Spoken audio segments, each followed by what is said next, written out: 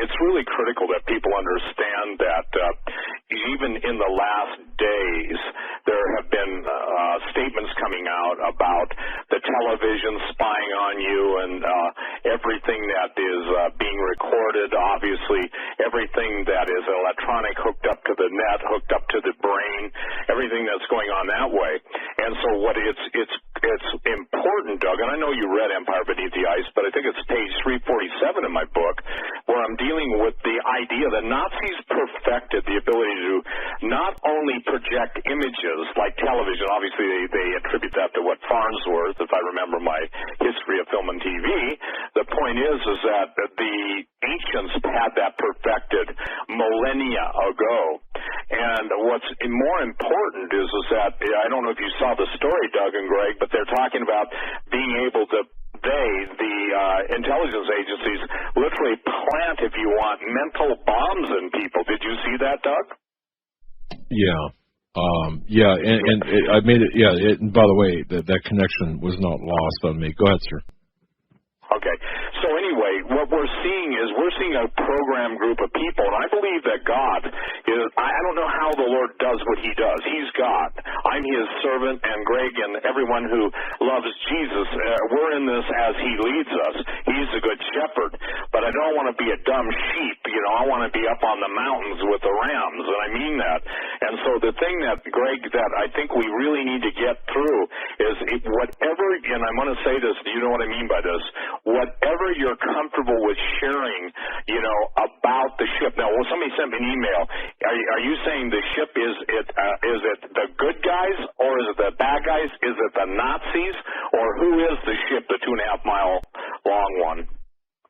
Well, unfortunately, I have to tell you that this ship has been under construction for nearly 50 years, and all I can say about this is that it was put together with the idea that the so-called black covens of the world are going to be on board, as well as the Nazis and others who are working for Satan.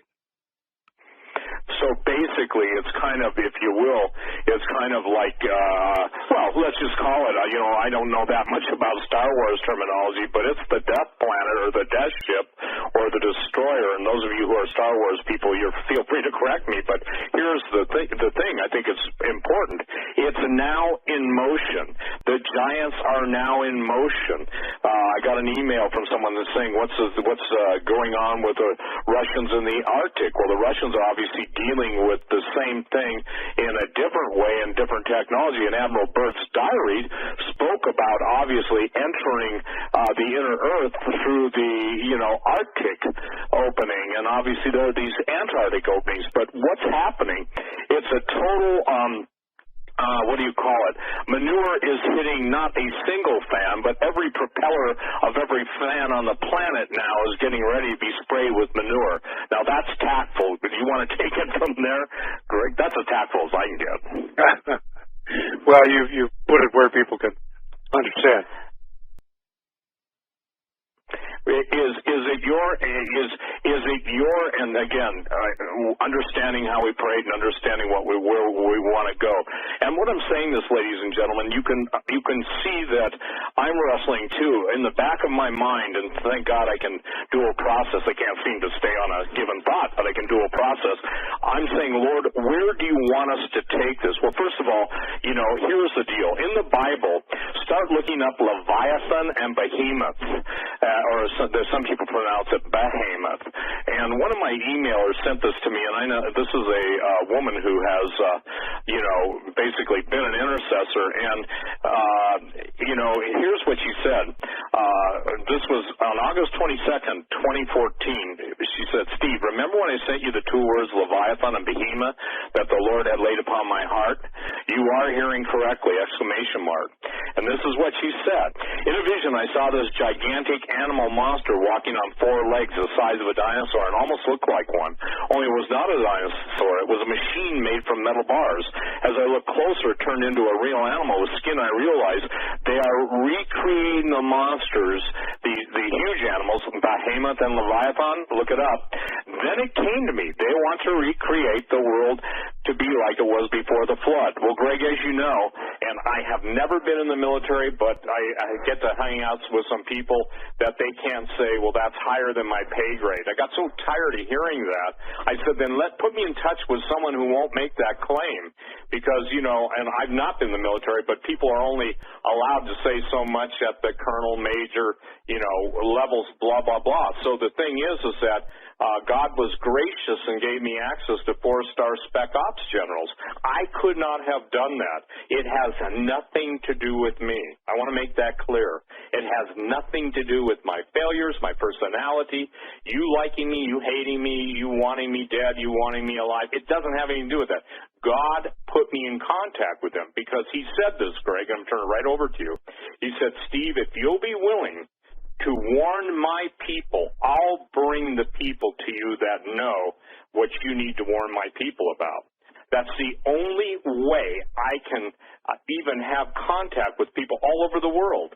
They contact me. And I know, Greg, and you know this, that you've got to have multiple witnesses. You live in this world because obviously in your military experience, which, I know you don't like to talk about it, but I'll tell you, ladies and gentlemen, he walks the walk and talks the talk.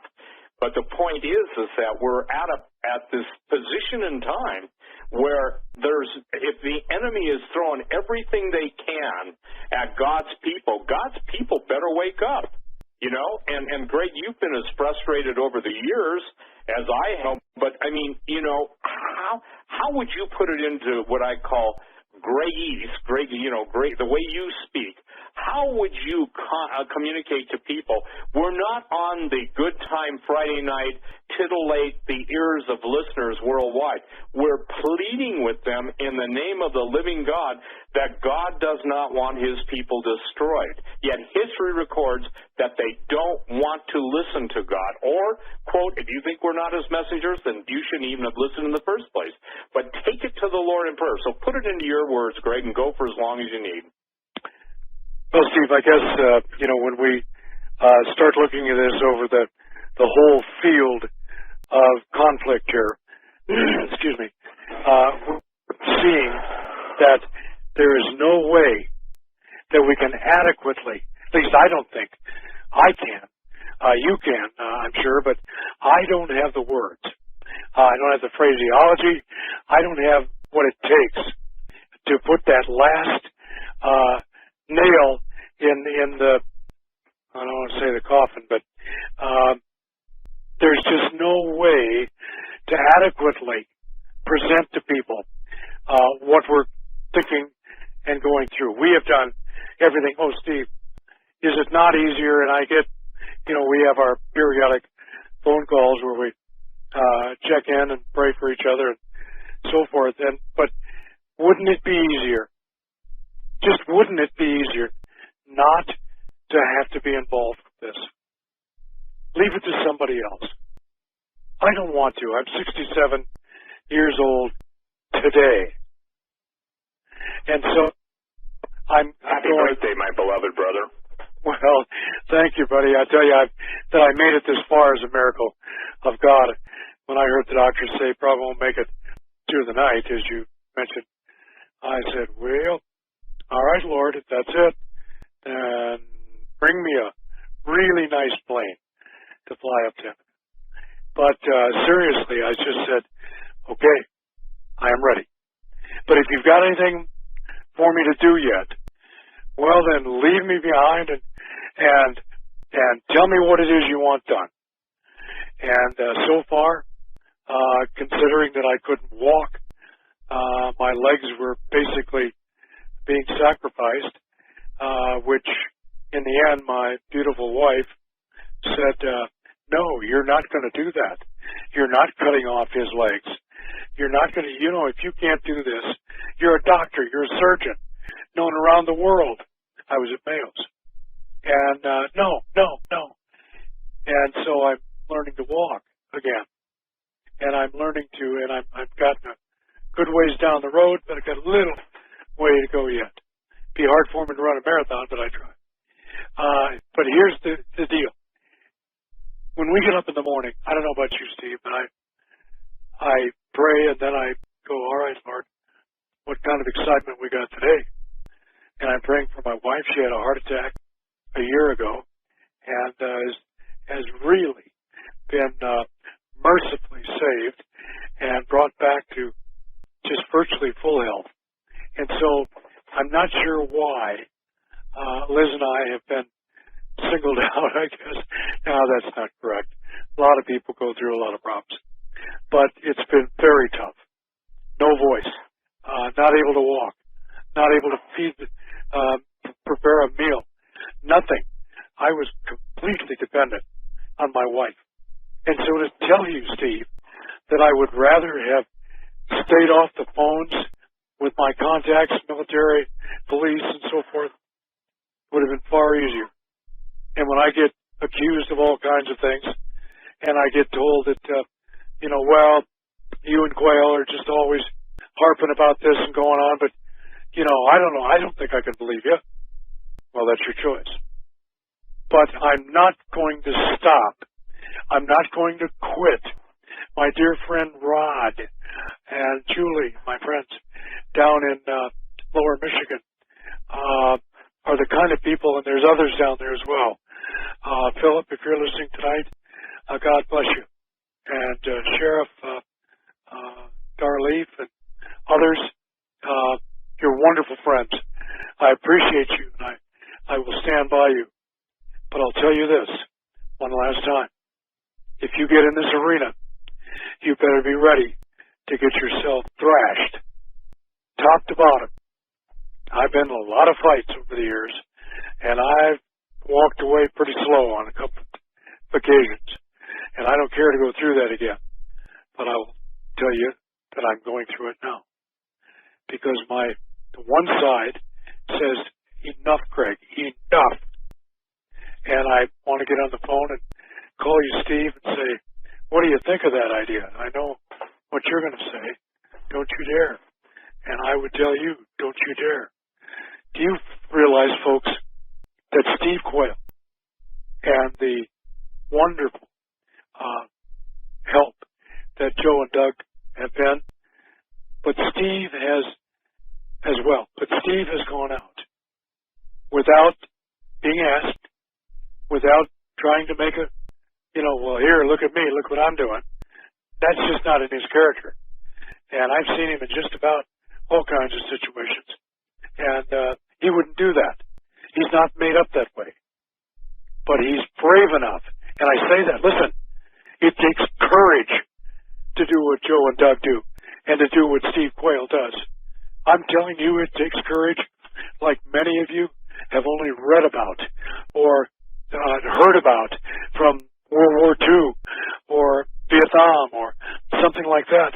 And so when it comes on you like that, you can't just leave somebody out in the cold. And that's why my support has been, always will be, with Steve Quayle. Not somebody else that has got one iota of an idea of what they're doing. And others who just want to seek us out and give us trouble. Loads, carloads of trouble.